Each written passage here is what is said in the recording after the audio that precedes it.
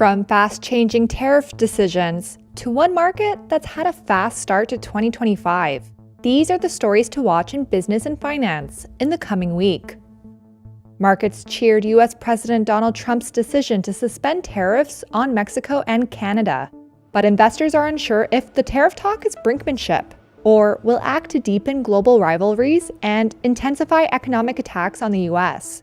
Trump's decisions have supercharged market volatility and investor uncertainty. There's little hope of respite in the days ahead. The release of a key gauge of monthly U.S. consumer prices is set to test investor nerves.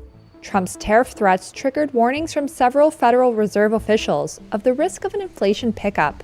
A Reuters poll shows January's consumer price index, due Wednesday, is expected to show a 0.3% monthly increase. But the monetary policy outlook remains uncertain. Investors are gearing up for a prolonged tit-for-tat trade war between the world's two largest economies. Near-term focus remains on whether a conversation between Trump and Chinese President Xi Jinping actually happens, and if Trump could grant some kind of tariff deferment. With the prospect of future stimulus measures from Beijing uncertain, more investors are avoiding the Chinese market. Chinese consumer price data on Sunday is likely to underscore reasons to keep those bearish bets for now. Europe Inc. is ticking all the boxes: cheap valuations, earnings growth, and momentum.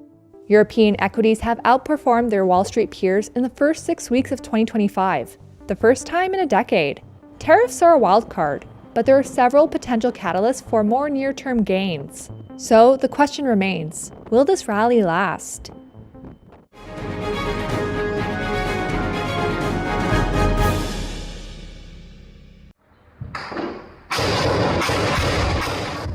The United Nations Human Rights Chief said the worst could be yet to come in East Congo's crisis. Speaking at a UN emergency meeting on Friday, Volker Turk said he was deeply disturbed by the escalation. He warned that abuses including rape and sexual slavery may increase, and the conflict could spread beyond the country's borders. The UN meeting was called by Congo to investigate massive rights violations it blames on Rwandan-backed M23 rebels, who have taken the city of Goma since late January and are seizing more territory. Turk criticised Rwanda for the rights violations. Since January 26th, nearly 3,000 people have been killed and 2,880 injured. The real figures are likely much higher. Les chiffres réels sont probablement beaucoup plus élevés. In Goma on January 27th, 2 hospitals were bombed, killing and wounding many patients, including women and children. Plusieurs patients, y compris des femmes et des enfants. Je suis horrifié. I am horrified by the spread of sexual violence, which has been an appalling feature of this conflict for a long time. This is likely to worsen in the current circumstances. Il risque de s'aggraver dans les circonstances actuelles. Rwanda's envoy rejected allegations that it was responsible, saying it had proof of an intended major attack by its western neighbour. Congo has submitted a motion seeking the creation of a UN fact-finding mission, which would be due to provide a full report on Eastern Congo abuses by September 2025. While the Council has no legally binding power, its debates carry political weight. Investigations mandated by the Council can sometimes lead to prosecutions for war crimes in international courts.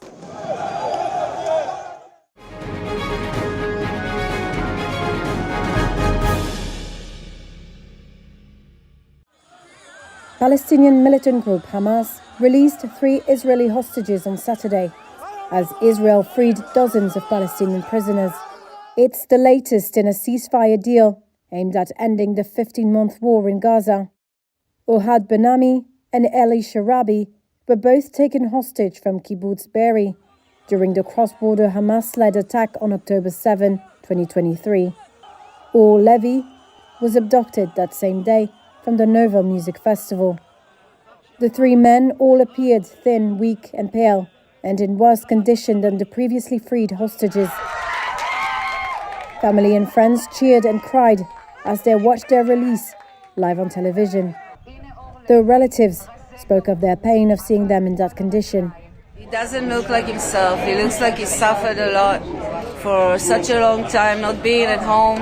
And it was very difficult for me to see him like that. Very, very hard.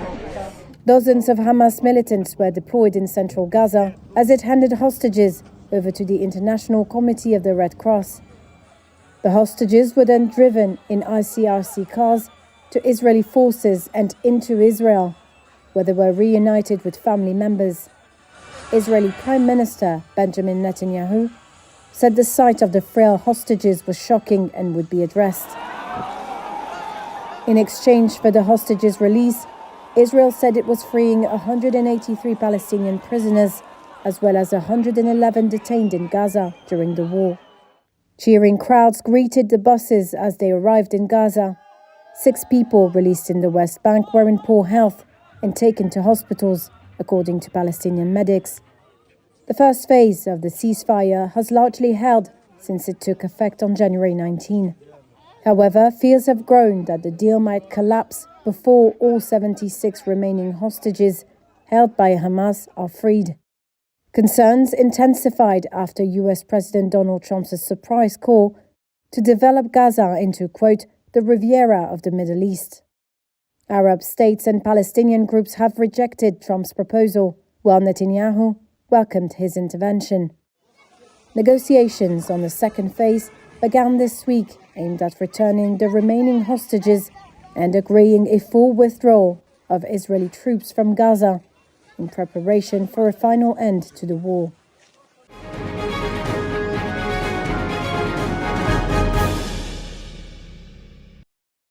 A US judge ruled early on Saturday to temporarily block Elon Musk's government efficiency team from accessing the Treasury Department's payment and data systems, citing a risk of sensitive information being improperly disclosed.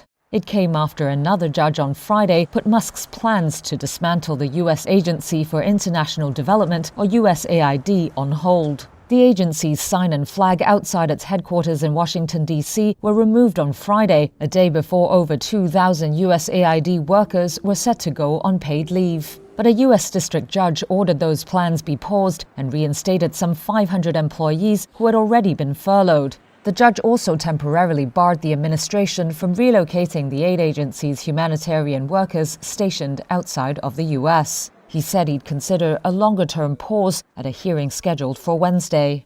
But in a separate case involving the Labor Department, a judge did rule in favor of Musk's efforts for now. A union group had sued to block the department from granting the billionaire and his team access to its computer systems, alleging he could obtain sensitive information, such as about investigations into his own companies and competitors, as well as the identities of workers who have filed compensation claims or sought protection for labor complaints. In a temporary ruling on Friday, the judge noted concerns about the defendants' alleged conduct, but said the union had not shown it was harmed by the Labor Department's actions. In a statement, the union called the decision a setback but not a defeat, adding that it would provide more evidence to support its claims.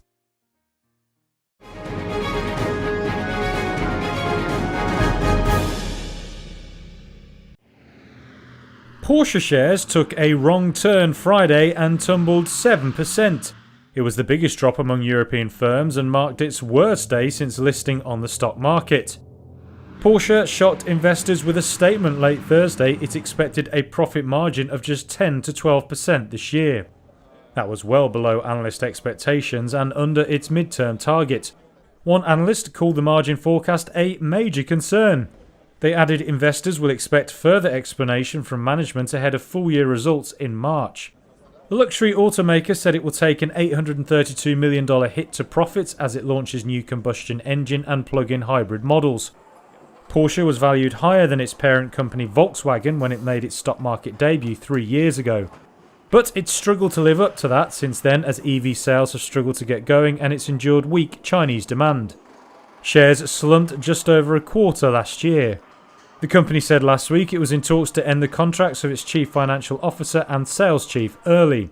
That after both were criticised for Porsche's poor performance and weak share price.